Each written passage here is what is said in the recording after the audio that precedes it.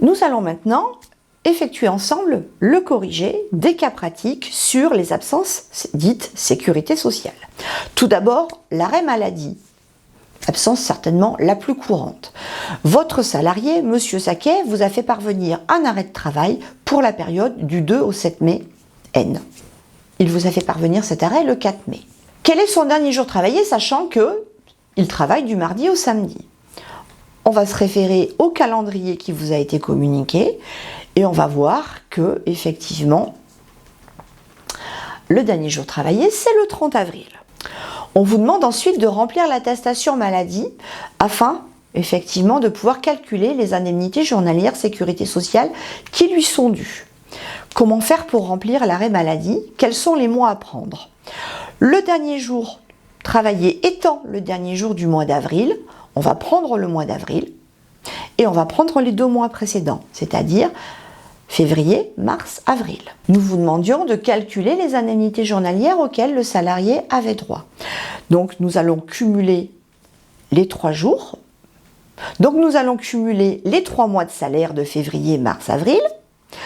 Ce total va être divisé par 91,25. Pourquoi 91,25? Tout simplement parce qu'il s'agit de 365 divisé par 4. Donc c'est le nombre de jours exact d'un trimestre.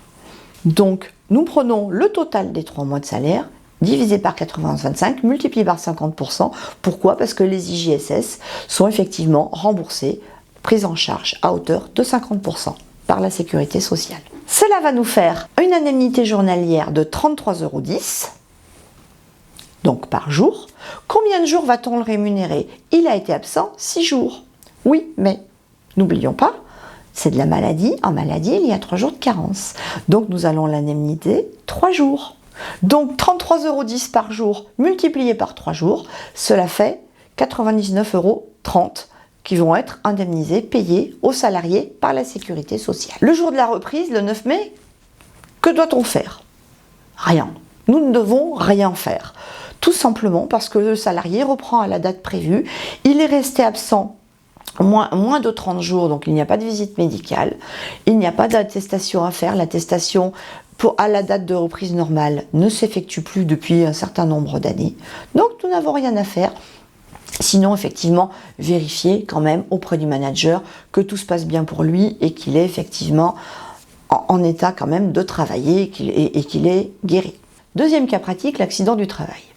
Le manager de Monsieur Legris vous informe que ce dernier s'est fait mal.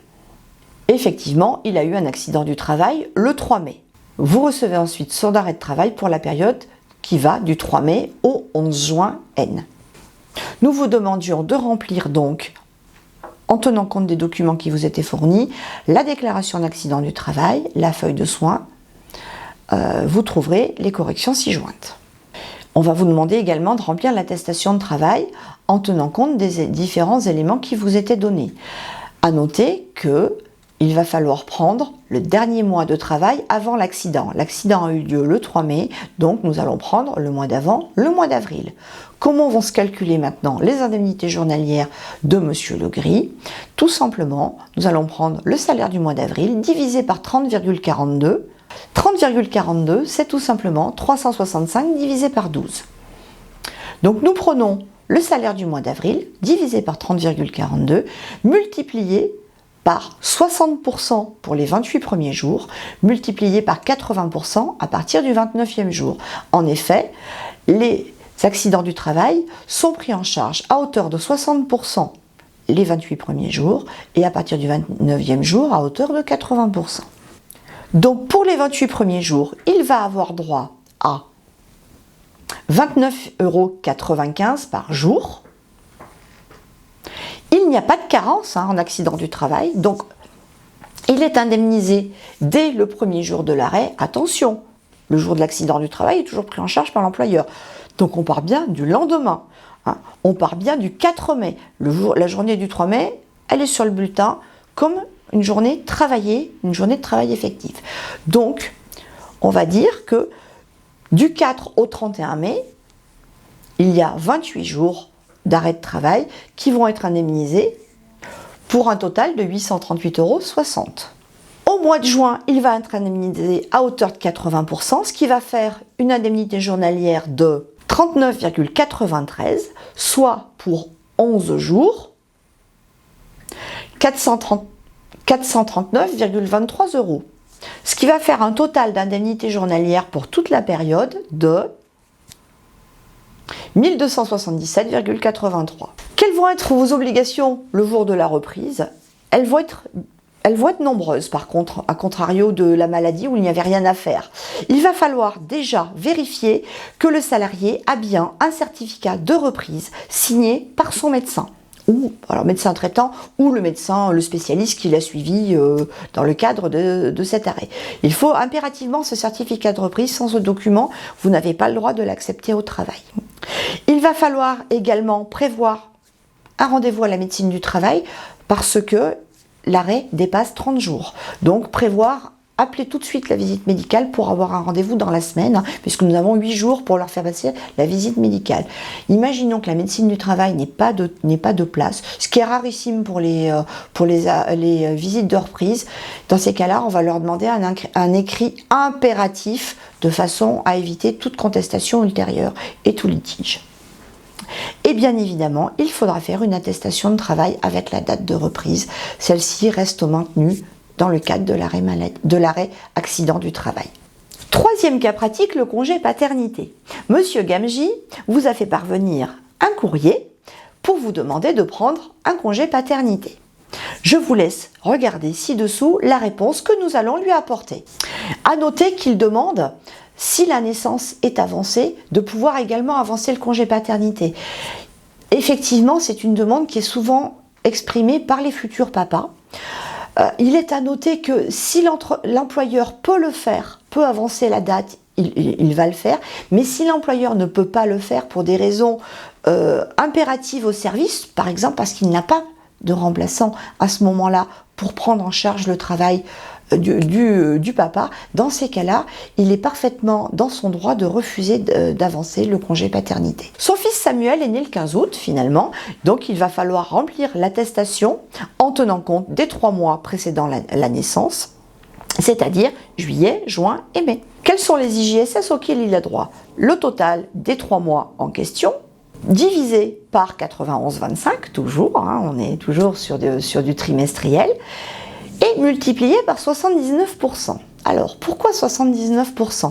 Tout simplement parce que le 79%, c'est 100% moins 21% de taux de charge, ce qui représente peu ou prou le net moyen, on va dire, d'un salarié en France. Alors, il est à noter quand même que ce taux de 21% est le même depuis un certain nombre d'années, alors que les charges salariales ont diminué. Les charges ont diminué, le taux de 21% pour le calcul des IJ maternité et paternité est resté. Si on voulait vraiment coller avec la réalité, on serait plutôt autour de 19% que de 21%. Mais bon, la loi c'est comme ça, donc je prends mes 3 mois de salaire, divisé par 80,25, multiplié par 79%, ce qui va faire une indemnité journalière de 102,62 €. Hein.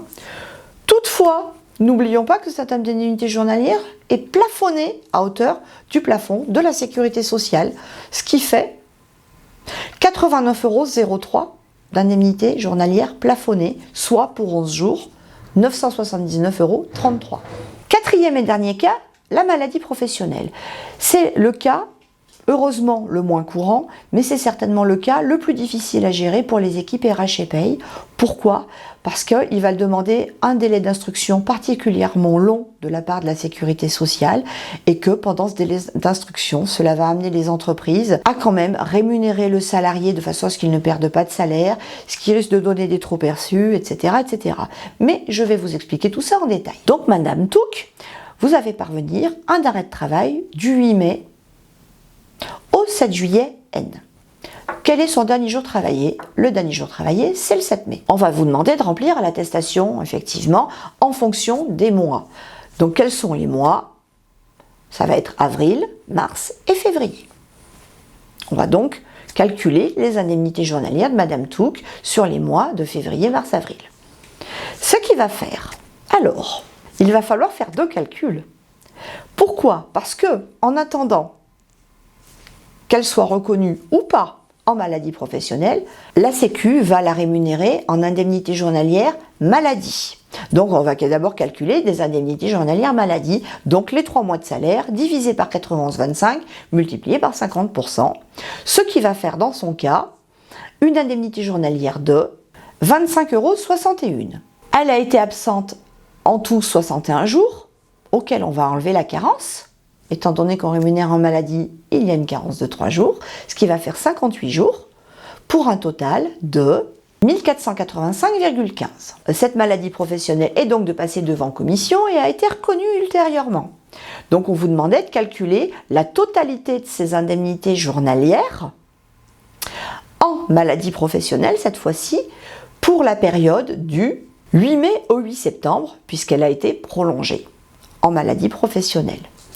Donc dans ces cas-là, on va prendre le dernier mois de salaire, donc le mois d'avril, divisé par 30,42 et multiplié par 60% les 28 premiers jours, 80% les suivants. Ce qui va donner, donc du 8 mai au 4 juin, les 28 premiers jours, elle va percevoir 30,03 € par jour, soit 840,84 € pour les 28 jours. Et ensuite, sur la période suivante, du 5 juin au 8 septembre, elle va percevoir donc l'indemnité journalière à 80% pour un montant de 40,03 € par jour, ce qui va faire un total pour 96 jours de 3842,88 €, soit un total sur la totalité de sa période d'indemnité journalière de 4683,72 €. On vous demandait ensuite quelles étaient les modalités à faire le jour de la reprise le 9 septembre. Tout comme en accident du travail, il faut impérativement un certificat du médecin qui autorise la reprise du travail. C'est exactement d'ailleurs le même document. On va également, bien évidemment, contacter la médecine du travail. Petit rappel, en cas de maladie professionnelle, dès le premier jour d'arrêt, il y a une visite de reprise qui doit être organisée, même si l'arrêt est d'une durée très courte. Et bien évidemment, on fera l'attestation avec la date de reprise. Et voilà, nous en avons fini pour la partie exercice sur les absences en entreprise. Je vous remercie pour votre attention. N'oubliez pas de faire le QCM et je vous donne rendez-vous pour le prochain chapitre.